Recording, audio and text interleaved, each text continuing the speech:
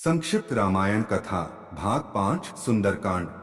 अशोक वाटिका में हनुमान सीता भेंट। विभीषण ने हनुमान को बताया कि रावण ने सीता माता को अशोक वाटिका में कैद करके रखा है।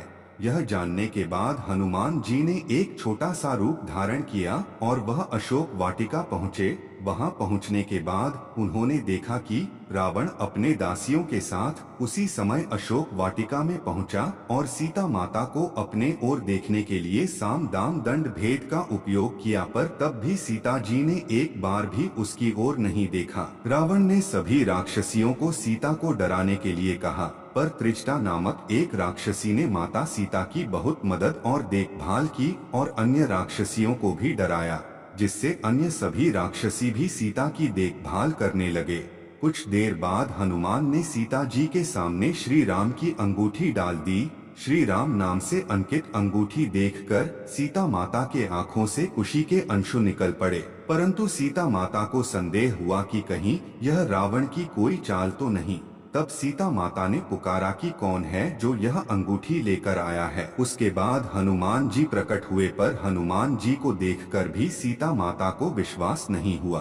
उसके बाद हनुमान जी ने मधुर वचनों के साथ रामचंद्र के गुणों का वर्णन किया और बताया कि वो श्री राम जी के दूत हैं। सीता ने व्याकुलता से श्री राम जी का हाल चाल पूछा। हनुमान जी ने उत्तर दिया, हे माते, श्री राम जी ठीक हैं और वे आपको बहुत याद करते हैं। वे बहुत जल्द ही आपको लेने आएंगे और मैं शीघ्र ही आपका संदेश श्री राम जी के पास पहुंचा दूंगा। तभी हनुमान ने सीता माता से श्री राम जी को दिखाने के लिए चिन्ह मांगा, तो माता सीता ने हनुमान को अपने कंगन उतार कर दे दिए। हनुमान जी को बहुत भूख लग रही थी, तो हनुमान अशोक वाटिका में लगे पेड़ों के फलों को खाने लगे।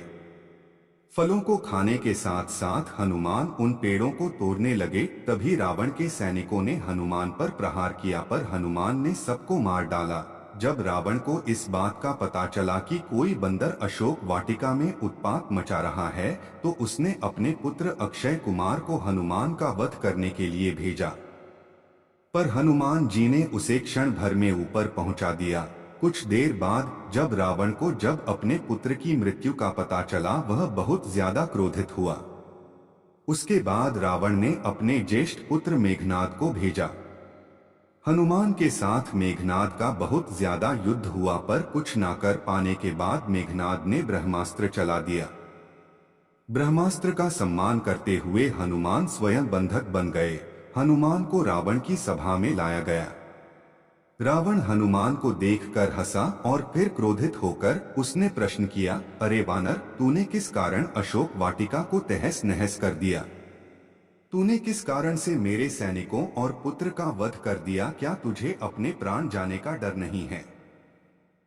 यह सुनकर हनुमान ने कहा, हे रावण, जिसने महान शिव धनुष को पल भर में तोड़ डाला, जिसने खर, दूषण, त्रिशिरा और बाली को मार गिराया, जिसकी प्रिय पत्नी का तुमने अपहरण किया, मैं उन्हीं का दूत हूँ। मुझे भूख लग रही थी, इसलिए मैंने फल खाए और तुम्हारे राक्षसों ने मुझे खाने नहीं दिया, इसलिए मैंने उन्हें मार डाला।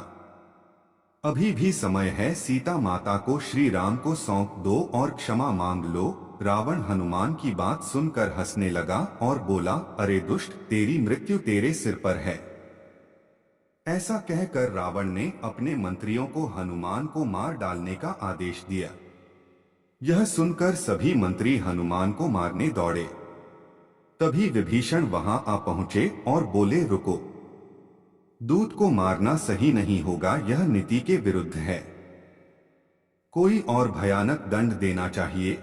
सभी ने कहा, बंदर का पूंछ उसको सबसे प्यारा होता है, क्यों ना तेल में कपड़ा डुबाकर इसकी पूंछ में बंधकर आग लगा दिया जाए।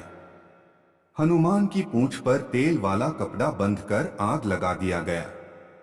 जैसे ही पूंछ में आग लगी, हनुमान जी बंधन मुक्त होकर एक छत से दूसरे में कूदते गए और पूरी सोने की लंका में आग लगा के समुद्र की ओर चले गए और वहां अपनी पूंछ पर लगी आग को बुझा दिया।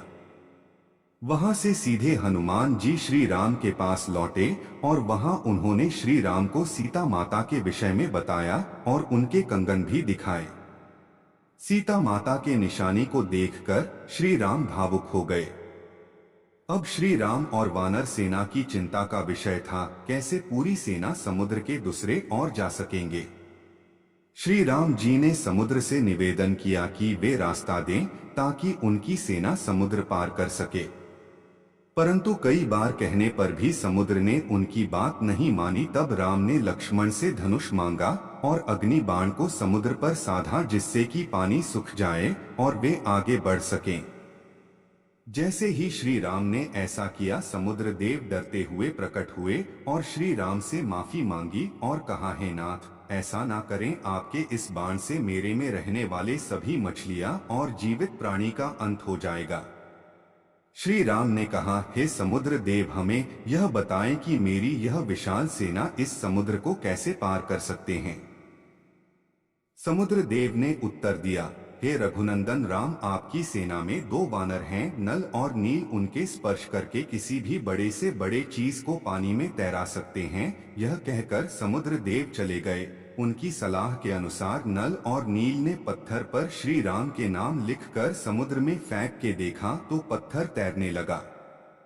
उसके बाद एक करके नल नील समुद्र में पत्थर को समुद्र में फेंकते रहे और समुद्र के अगले छोर तक पहुंच गए।